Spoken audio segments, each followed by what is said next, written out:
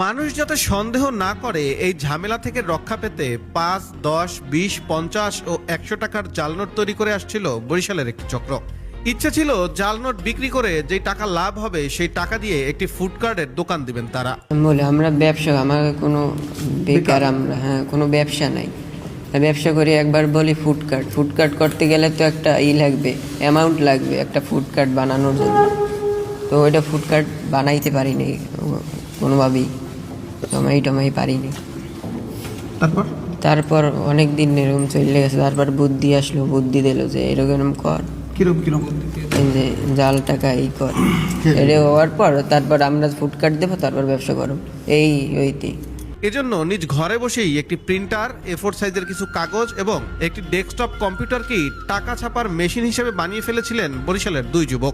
IPhone সহ সকল মোবাইলের সমস্যার সমাধান রয়েছে বরিশাল মিরাজ টেলিকম। প্রিন্ট দিয়ে শুধু তারপর গাম মারে দিলি হয়ে যায়। মানে এগুলা সচরাচর কেউ করে। তবে কয় টাকা থেকে কয় টাকা নোট বানাবো? এই 100 বানাইছিলাম, এক মাস শিখছিলাম, তারপর আর বানাই শিখছি। মূলত আমাকে এসে বলছে এইভাবে ছাপা, চেক করেন এগুলো কিভাবে ছাপাইতে হবে সেইটা একটু জানতে চাই। ওই ফটোশপে শুধু এরকম সিরিয়াল রাখিয়ে দিলি ওই। প্রিন্টারে টাকা ছাপিয়ে স্কেল দিয়ে সূক্ষ্মভাবে সেই কাগজ কেটে ছোট শিশুদের ব্যবহার করে মার্কেটে ছড়িয়ে দিচ্ছিল এই চক্রটি। এমনই অভিযোগের ভিত্তিতে গতকাল রাতে নগরীর ভাটিখানা, অমৃতলাল দে কলেজ ও নথুল্লাবাদ এলাকায় অভিযান চালিয়ে এই চক্রের 4 সদস্যকে আটক করেছে বরিশাল মহানগর গোয়েন্দা পুলিশ। মানে ভাইয়ের কাছে গেছিলাম, ভাই কাছে নিয়ে ভাই কি বলছে? ভাইয়ের নাম কি? তানবীর ভাই। হ্যাঁ, কি বলছে? সে বলছে যে দেখ, যদি চালাতে পারো তাহলে কিছু চালা।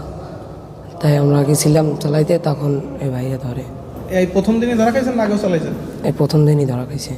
আগে টাকা চালাইছে? কয় টাকা চালাইছে? 300 টাকা চালাইছে মাত্র। কি কিনছেন? কয় টাকার নোট? 100 টাকার নোট। কি কিনছেন টাকা দিয়ে? খাবার কিনছিলাম।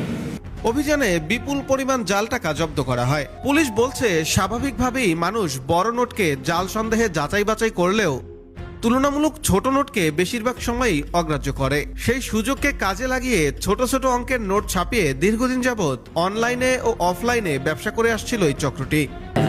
আসলে ছোট নোটগুলো হলে কি এদের সুবিধার জন্য, বড় নোট সাধারণত দোকানে দিলে এরা সবাই যাচাই করে নেয়।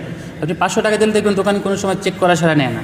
কিন্তু আপনি একটা 50 টাকা 20 টাকার নোট দিবেন, এটা দোকানে দেখবেই না যে আপনি দিবেন, সাথে সাথে সে 100 টাকা হলে 100 টাকা রেখে, অথবা যদি কম হয় তাহলে এটা রেখে খুচরা বাকি যে টাকা এটা আপনি ফেরত দিয়ে দেবেন। তো এই সুবিধাটি আসলে নিচ্ছিল, ঠিক আছে।